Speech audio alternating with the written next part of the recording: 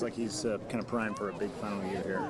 Nick will make great strides, as good as he was in the previous 2 years. I don't think we can really say, until we see him get out there this year. I think he's grown in a lot of different ways, and he's a very prolific thrower of the football. And we're going to have to spread it out and play smart and make people defend the whole field. And I think we can go vertically. I think we can go horizontally.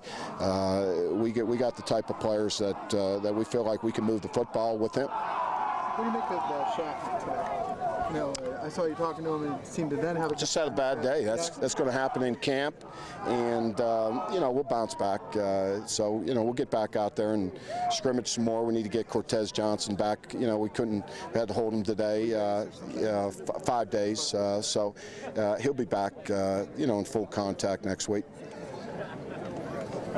Okay.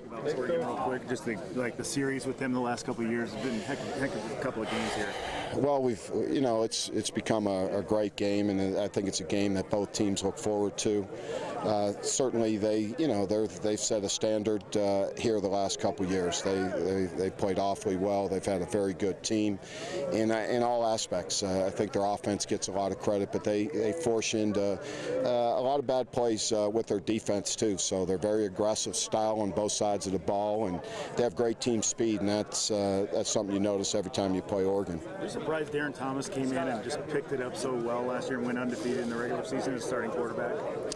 A little bit, not really. I think, his poise, I think, is what, I noticed.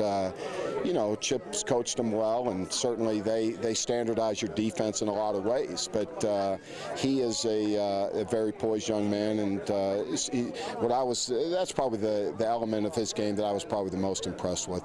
For only playing 1 year, just seemed to have great poise running their offense. And then with Oregon State, you guys went right down to the wire again last year, down here, and obviously a tough game, but you got to go up there this year. Well, I thought their quarterback had a great game. I thought they had a good plan. They really, threw the ball well effectively against us, and that's, something that we need to be better prepared for this season. I thought Cats really had a great day, and I thought they had a great plan, and they really executed well. We didn't cover very well in that game, but we've matched up well with them. The last 4 or 5 years, it's been pretty interesting games, and it's weird. The home team has lost, I think, the last 4 games in that series, so we hope the trend continues. I want to ask you one final question. The talk this summer with the NCAA stuff, what do you think the NCAA has to do about this, the things that are going on right now with like street agents and things like that?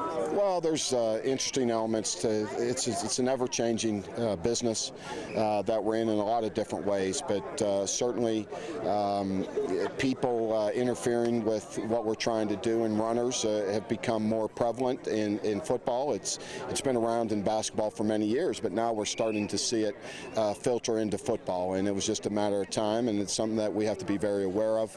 And again, I think that's all choice when you recruit players, and you got to recruit the right ones for your program. And again, it gets down to making choices, and some players have a hard time making the right choices, and that's certainly they understand the difference between right and wrong.